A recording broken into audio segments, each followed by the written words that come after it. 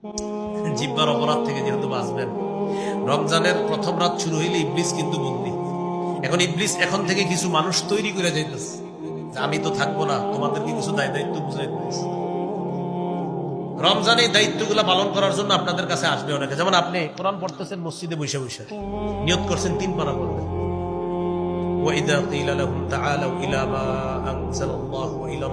আপনি বসে বসে পড়তেছেন, একজনের পিছন দিয়ে এসে আসসালামু আলাইকুম, আপনার কি দরকার এখন সালামটা দেওয়া? না পড়তেছে, যাক দিছে সালাম, তো সালামের জবাব নিয়ে বলতেছে ভাই তেলাওয়াত করতেছে। আচ্ছা করেন, একটু কথা আছে। তো উনি নিয়ত করছে কয় পারা পড়বেন? 1 পারা পড়ার পরে উনি কোরআন বন্ধ করে বলতেছে ভাই বলেন কি তারাবি পড়ছেন? জিজ্ঞাসা পড়ছি তো। কয় রাকাত? এরকম জিজ্ঞাসা করেন। তা আপনি বুদ্ধি করে জবাব দিবেন, বলবেন পড়ছি তো। কেন? তারাবি কয় রাকাত পড়ছেন? বলেন না 20 রাকাত পড়ছেন। আপনি বলবেন হ্যাঁ পড়ছি। 8 রাকাত পড়ছেন? বলবেন হ্যাঁ এটাও পড়ছি। 20ও পড়ছেন 8ও পড়ছেন? হ্যাঁ পড়ছি, দুটোটাই পড়ছি। পড়েন না কোনটাই সেটা বলেন। বলবেন ঝগড়া করি নাই। কি করি নাই? তা পড়ছেন কোনটা? 20ও পড়ছি 8ও পড়ছি। এটা কেমনে? বলবেন 20 রাকাত তারাবি পড়ছি, এটার উপরে সাহাবায়ে কেরামের ঐক্যমত, এই জন্য 20 রাকাত পড়ছি তারাবি, এটা রাতের শুরুতে পড়ছি। আর সাহারির সময় যেহেতু আল্লাহ উঠায় দেয় ডেলি, এই জন্য সাহারির সময় 8 রাকাত তাহাজ্জুদ পড়ছি, এটা নবী সারা বছর পড়তেন 12 মাস, এই জন্য পড়লাম। তো এখন উনি আসছিল আপনার কোনো কারণে কিছু একটা বলার জন্য, আপনি বলবেন 20 পড়ছেন? হ্যাঁ পড়ছি তো। 8 পড়ছেন? পড়ছি। আরে দুইটাই পড়ছেন? জি পড়ছি, আমি আরো 2 পারা পড়বো, আপনি যান। ফাইন সাবাহু আহাদুন, নবী বলছেন কেউ যদি ঝগড়া করতে আসে বলে দিবা ইন্নী ইমরুউন সাইম, আমি রোজাদার, ঝগড়া করব না। তাহলে আমি আপনাদেরকে বলে দিলাম 20ও পড়বেন 8ও পড়বেন। 20 পড়বেন তারাবি, এটা হলো রমজানের আমল, আর তাহাজ্জুদ পুরা 12 মাসের আমল। এখন আপনি বলবেন হুজুর 12 মাস তো পড়ি না। চেষ্টা করেন পড়ার জন্য।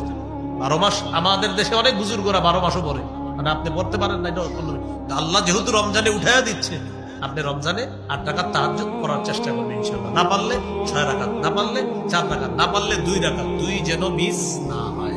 প্রিয় ভাইরা, 2 যেন কি না হয়, মিস না হয়। আর একটা গুরুত্বপূর্ণ বিষয়, সাহারিতে খেজুর খাবেন সবাই। সাহারিতে ভাত তো খাবেন, ভাত, গরু, ইলিশ মাছ, এগুলো না হলে তো হয় না আমাদের। তো সবই খাবেন, কিন্তু খেজুর খাবেন। কি খাবেন? হ্যাঁ খেজুরটা খাবেন, এটা অবশ্যই খাবেন।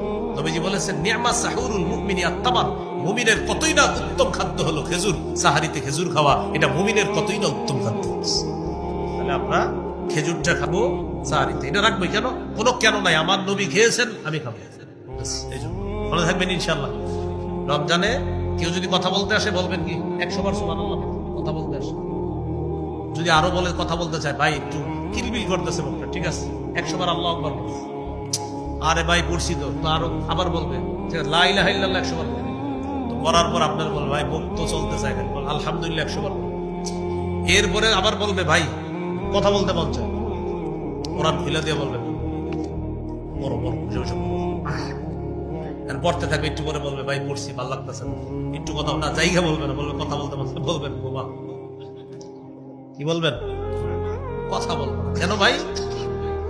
ভাই কথা ভালো কথাও বলা যায় রমজানে, কিন্তু তুমি কোন ভালো কথা বলার পরে আবার হঠাৎ কি জানি শুরু করো, বিপদ হয় কিনা। আমরা মূলনীতি শিখছি, রোজা হলো জাহান্নাম থেকে বাঁচার ঢাল।